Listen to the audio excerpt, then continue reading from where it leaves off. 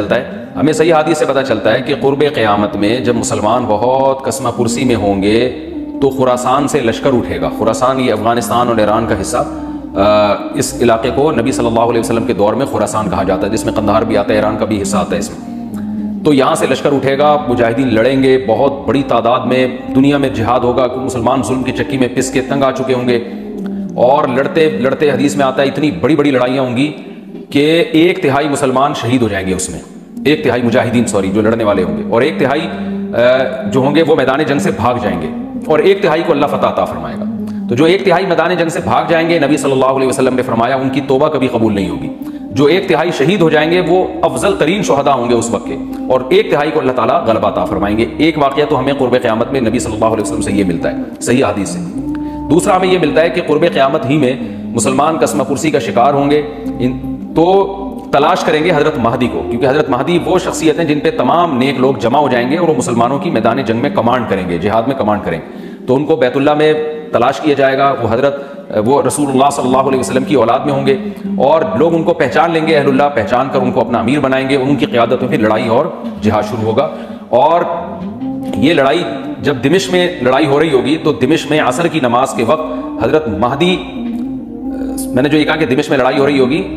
مقصد یہ نہیں ہے کہ دمشق کوئی میدان جنگ بنا ہوا ہوگا، مقصد یہ ہے کہ وہ مجاہدین کا لشکر دمشق میں ہوگا عصر کی نماز کے وقت، لڑائی چاہے کسی اور میدان میں ہو رہی ہو، لیکن حدیث میں ہمیں دمشق کا تذکرہ ملتا ہے۔ تو دمشق میں حضرت شام کا تذکرہ ملتا ہے، اور جو قرائن ہمیں ملتے ہیں وہ دمشق کی ایک خاص مسجد ہے، وہ مسجد حضرت مفتی تقی عثمانی صاحب اور مفتی رفیع عثمانی صاحب نے اس کو ہائی لائٹ بھی کیا، لیکن وہ یقینی نہیں ہے، یہ خوب سمجھے، انہوں نے اس کا بھی تبصرہ کیا کہ اس کے بارے میں کوئی یقین نہیں ہے۔ تو حضرت مہدی عصر کی نماز پڑھا رہے ہوں گے، لوگ امامت میں آپ کے پیچھے کھڑے ہوں گے، یہاں تک کہ مسجد کے مینار پر، آج بھی وہ مینار موجود ہے جس کے بارے میں غالب گمان ہے کہ یہ وہ مینار ہے جہاں حضرت عیسیٰ علیہ السلام نازل ہوں گے، غالب گمان کے درجے میں کہا جا سکتا ہے، ورنہ پھر اسی کے اڑوس پڑوس میں کوئی مسجد ہوگی۔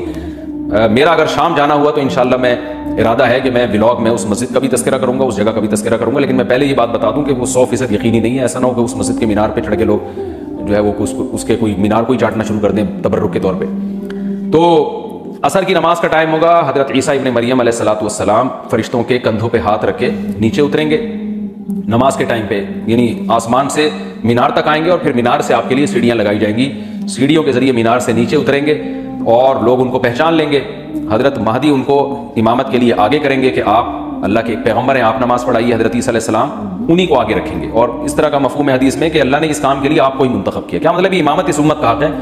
تو حضرت عیسیٰ ابن مریم علیہ السلام کا جو کام ہوگا وہ جہاد ہے، اور یہودیوں سے انتقام لینا، کیونکہ یہودیوں نے اپنے خیال میں حضرت عیسیٰ کو قتل کیا تھا، تو اللہ نے یہودیت ہی کے خاتمے کے لیے اور دجال کے خاتمے کے لیے عیسیٰ ابن مریم کو نازل کیا ہے۔ حضرت مہدی سے پہلے ہی دجال ظاہر ہو چکا ہوگا۔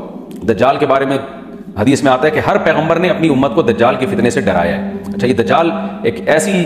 شخصیت ہے جس کا یہودی انتظار ہم سے زیادہ کر رہے ہیں، کیونکہ یہودی اس کو اپنے لیے نجات دہندہ سمجھتے ہیں، جبکہ حدیث میں آتا ہے کہ دجال کانا ہوگا اور اس کا خدائی کا دعویٰ ہوگا، اس کے پاس کچھ ایسی طاقتیں ہوں گی کہ مردے کو زندہ کر دے، زندہ کو مار دے، ایک طرف اس کے باغ ہوگا، ایک طرف اس کی آگ ہوگی، جو اس پر ایمان لائے گا اس کو باغ میں داخل کرے گا، اور جو اس پر ایمان نہیں لائے گا اس کو آگ میں داخل کرے گا۔ اور رسول اللہ صلی اللہ علیہ وسلم نے فرمایا اس کی جو آگ ہے حقیقت میں وہ جنت کا باغ ہوگا، اور اس کا جو باغ ہے حقیقت میں وہ جہنم کی آگ ہوگی۔ تو جو نبی کی باتوں پہ یقین کرتے ہیں وہ دجال کے فتنے سے محفوظ رہیں گے۔ اور حدیث میں سورہ کہف کی بھی تلاوت کا حکم ہے، جمعے کے دن جو کہف کی تلاوت کرتا ہے اللہ اس کو دجال کے فتنے سے محفوظ رکھتا ہے۔ اب آپ دیکھیں گے سورہ کہف میں ہی قیامت کی علامات کا تذکرہ ہے نا، تو شاید اسی وجہ سے کیونکہ جو سورہ کہف پڑھتا رہے گا وہ یاجوج ماجوج کے واقعات بھی پڑھتا رہے گا اور اللہ کی قدرت کے واقعات بھی پڑھتا رہے گا، تو دجال کے فتنے سے اللہ اس کو اس برکت سے محروم بچا کے رکھیں گے، فتنے سے محفوظ رکھیں گے۔